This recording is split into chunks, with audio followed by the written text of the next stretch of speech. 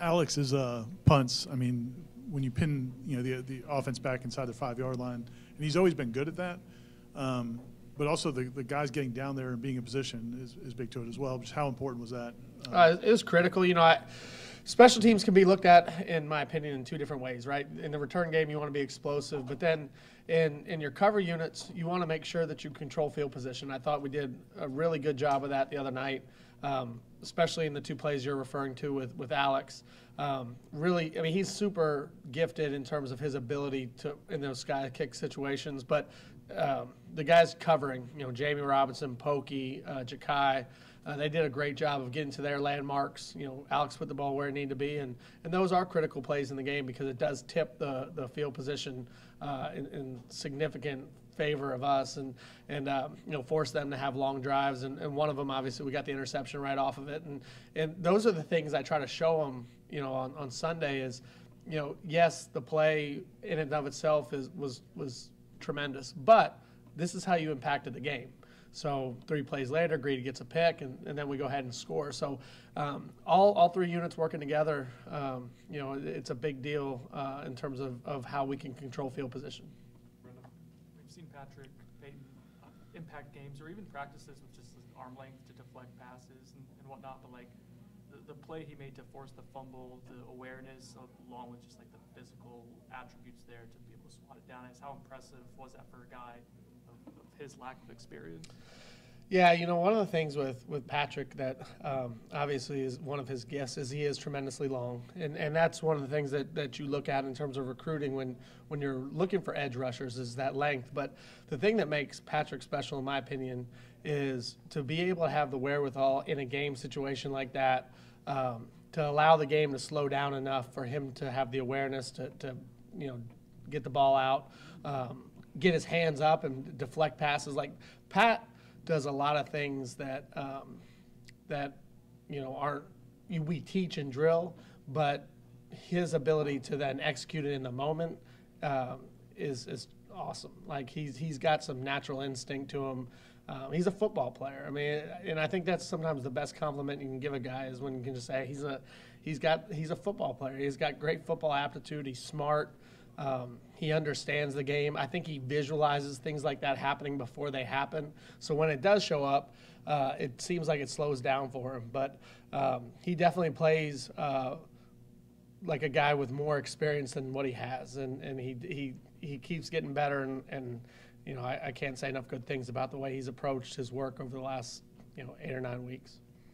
Did that punter catch a not real catchable punt? Mike has been really good at it all year, kind of running up and catching them, but he had some that were just kind of wobbly and weird, and Micah stayed away. Yeah, they do a great job, just of trying to keep the ball out of your hands, and especially in a game situation where you're really in control of the game, like we were. I trust Micah to make good decisions back there, and you could tell that they were directionally punting the ball away from him. That Aussie style of kicking with some of the low trajectory with it, and I think he made good judgments. And yes, there was a little bit of hidden yardage that we gave up when the ball hit and rolled, but in a game where you have control and there's a significant lead, the last thing you want to do is put yourself in a position to create a turnover. And I think he did a good job in terms of feeling the ones he could, and the ones that he didn't, I thought those were good decisions. Throughout the game, but even early, I think maybe the first drive. I mean, like you guys are rotating so many defensive linemen and putting young guys out there in a huge game early in the game.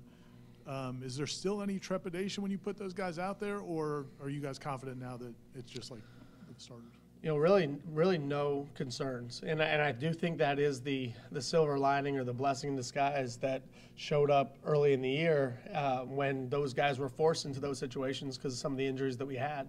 At this point, with like, I'll use DNs as an example, but we certainly could use tackles as well. But, I have no, like Leonard and Pat just roll in with Derek and Verse. And they were basically on alternating series the other night. And I told them, don't even ask me, like, who's up next. It's just every other series, change it. Now, I'll make the substitutions within the series, but you guys roll it through. And the reason I feel confident and comfortable with that is because of the work that they were able to get over the last 6 or 7 weeks when we did have some nicks and some injuries up front and the experience. But inside, talking about like a Josh Farmer or Malcolm Ray or, the whole group that's rolling through with Coop and Fabo. I mean, I think that they're becoming more of an interchangeable group, and we feel comfortable with it. After the game, Jared Verse said this is probably the most fun he's ever had playing football for you as a coach, as a mentor. To hear that, I guess, is that one of the nicest things or most rewarding things you can hear as a coach? Honestly, that did mean a lot when I saw the quote. I mean, I wasn't in the press conference. I saw it on Twitter after the game, and that does speak to the fact that we try to do things the right way in every facet of the program, and the fact that he's having that experience, says that we are probably doing some things right, and and how we coach and how we treat people, how we mentor, how we appreciate the guys' work, and I've always said that I feel like the players are an extension of your family. And, even with my own kids, I'm going to tell them the truth. It might not always be what they want to hear, but it's going to be the truth. And, I think when you're like that as a position coach or as a father or just as a person, people respect that because people want honesty. And, I think Jared's experience here has been good. And, I hope it continues for a little while. We'll see. It looked like in the I think you guys, it was Fabian that broke the rock after the game. Yes. I know he's part it's probably just him being back and being full go, but how impactful was he in that game? Fabian played well. Fabian did make an impact in the game. Just his physical presence, obviously, but also just his leadership and just what he brings to the defensive line makes a big deal. And I think, and I don't want to speak for Coach in any way, but Coach Norvell did say that Fabian was there representing the defense, representing the defense. Deserved to break the rock. Deserved to break the rock. So I think that was more of him. I think that was more of him representing the whole group as opposed to just an individual effort. But he is that leader of the defense. So if there was going to be a defensive representative, it would be him. Mike is a guy who moved thousands of miles across the country to come here to make plays. And when he's not involved offensively, do you have to talk to him about returning punts to not force things, or is he just so mature that you can trust the fact that he's hungry to make plays, but he'll still do the right thing? No, he's mature. I think he understands. He's not going to put I think the only time I've ever seen him press at all is when he felt like from a team perspective we needed to spark something and get something going. I don't think it's ever had to do with him individually in terms of wanting to make plays himself. I mean, he makes like I said, I think he makes good decisions. I trust him. And he's had some pretty good return opportunities, and I think we'll continue to create those for him. But yeah, he's got a great competitive spirit to him, but he's also a good decision maker. I think Jamie's the one that downed the first punt down there. Is that correct? Correct. Yep. Does he always play? Is he on? How many special teams units is he on? Jamie starts on 2 special teams units. He starts on kickoff cover and on punt. What does that say about him? Because he plays more snaps than anybody on the defense. He hardly ever comes off the field. For him to still give you that kind of effort on punt, what does it say about him? And I guess what does it say about y'all's belief in him just being a football player and going and making plays in any offense? Yeah, I think all that starts with the culture that Coach Norvell has brought here in terms of how we approach our special teams. We play our best players on our units, and that's really across the board, regardless of position that you're talking about.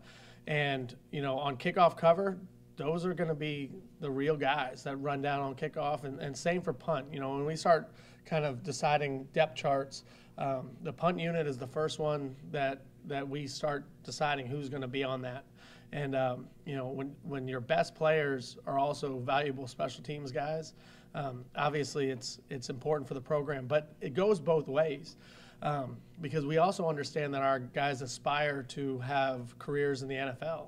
And for the most part, unless you're, the handful of select guys, you are on those special teams units. And I think our guys understand that they need to put that on tape as well. That if they're going to be a draftable player, that they're going to have to show that they also create some special teams value. And I think they embrace that and take advantage of the opportunities that they have. sticking with Jamie, understanding he's not part of your position group, but you're involved with pass rush packages and whatnot. Like, what does Jamie do well as a blitzer, and how good has he been in that role as it's expanded for him this season? Jamie's a really good blitzer, and I think for a couple of reasons. You know, one, he has a knack in terms of timing. I think he does a really good job timing his blitzes. He's got great short area quickness, meaning like he can get to top speed in a very quick, short amount of time, very quickly. You know, and I think those two things combined have give him success. Obviously, that was kind of an iconic play that he made around the goal line.